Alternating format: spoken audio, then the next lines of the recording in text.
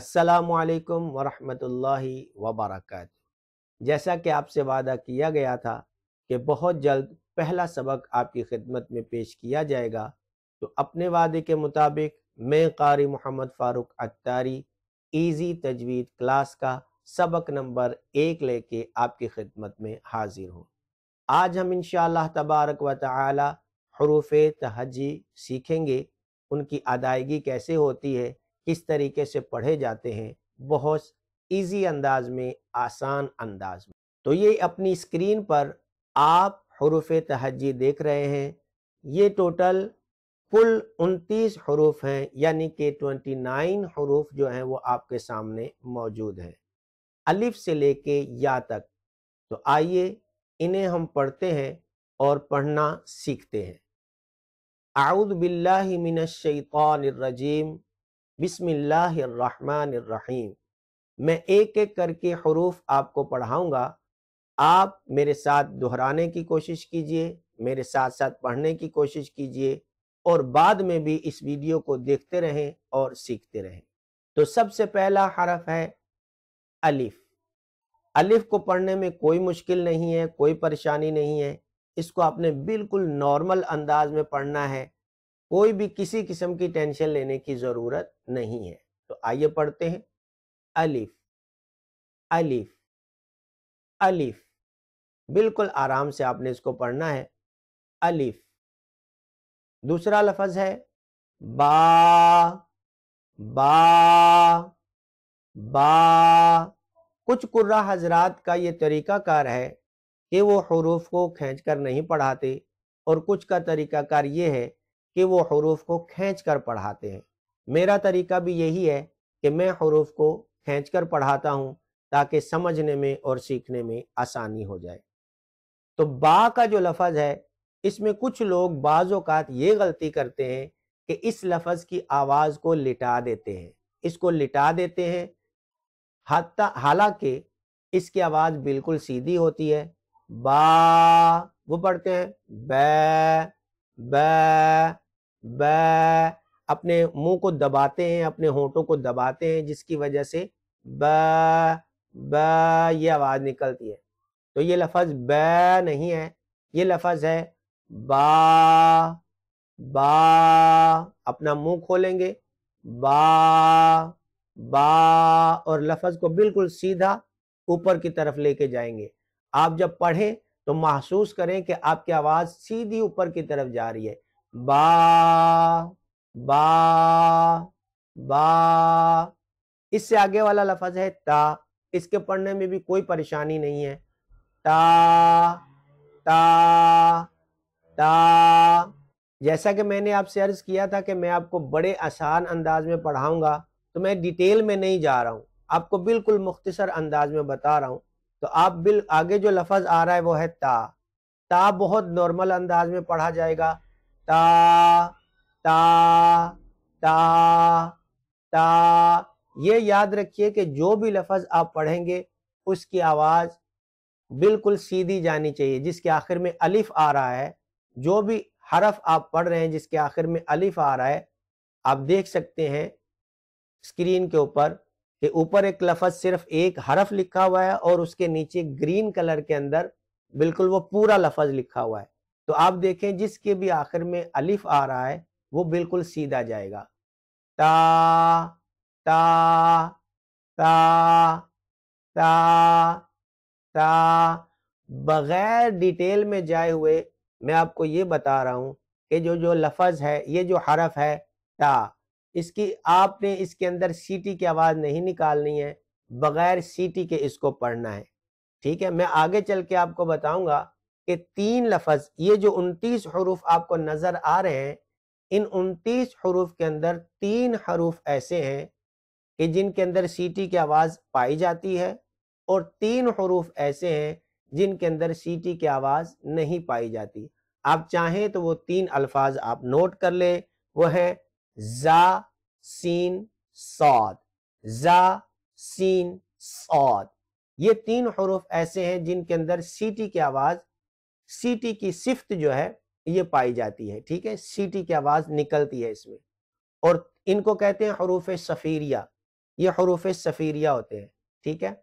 اس کے آگے 3 حروف ایسے ہیں کہ جن کے اندر سیٹی کی آواز نہیں پائی جاتی، وہ ہیں تا، ذال، ظا، تا، ذال، ظا۔ یہ 3 حروف ایسے ہیں جن کے اندر سیٹی کی آواز نہیں ہوتی ہے۔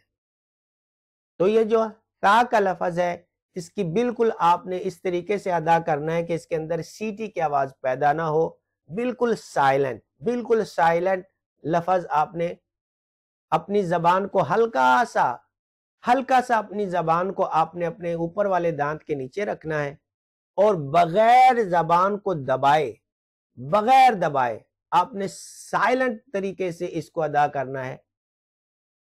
تا، آپ نے صرف اپنی زبان پیچھے کی طرف کھینچنی ہے، زبان، آپ نے اس کو دبانا نہیں ہے، بالکل بھی دبانا نہیں ہے۔ یہ دیکھیے، تا، ٹھیک ہے۔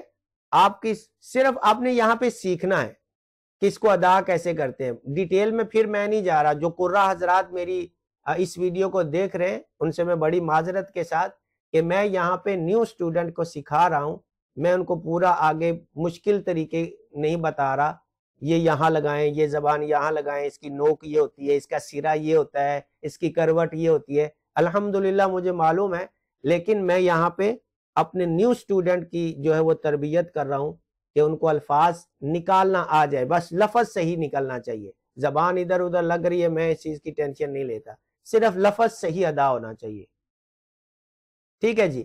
تو آپ میری بات سمجھ گئے، تو آگے بڑھتے ہیں۔ تا،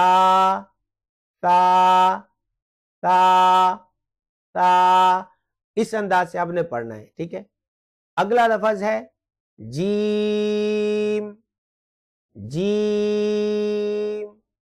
میں آپ کو اس کے مخرج بھی بتاؤں گا انشاءاللہ کہ ہر لفظ کا مخرج کیا ہے، اس کو کہاں سے ادا کرتے ہیں، لیکن میں یہاں پہ صرف ابھی آپ کے حروف تہجی درست کروانے کی کوشش کر رہا ہوں۔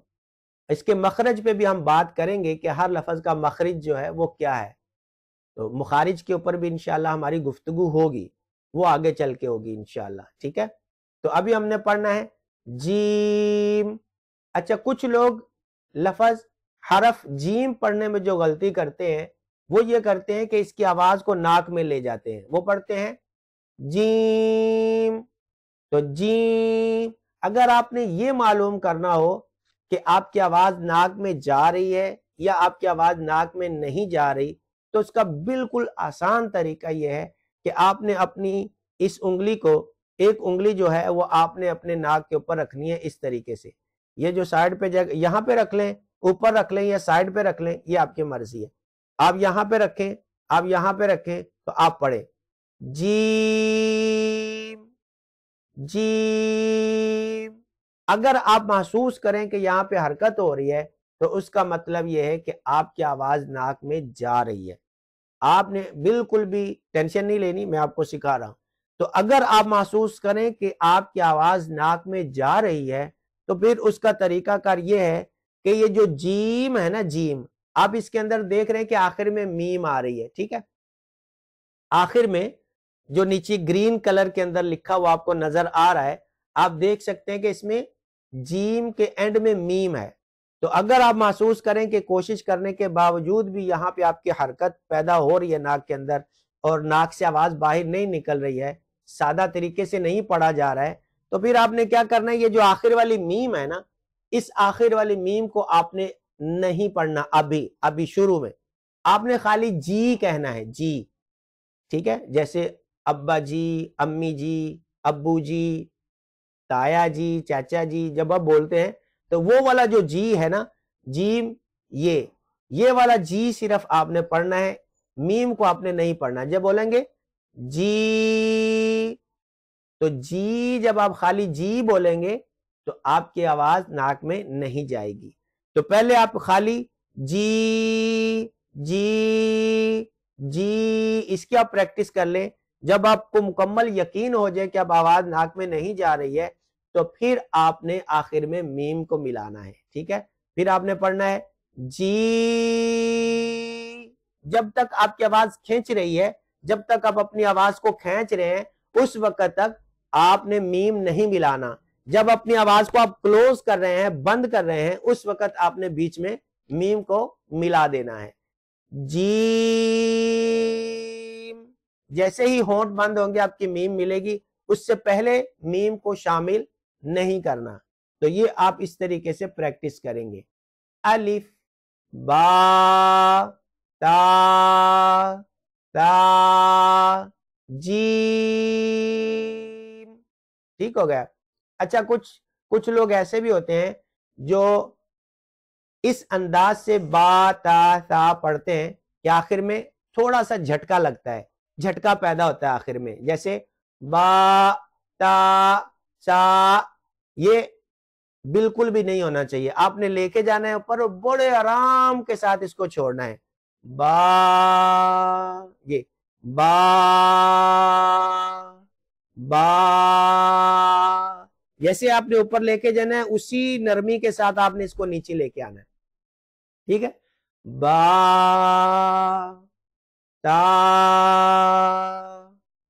تا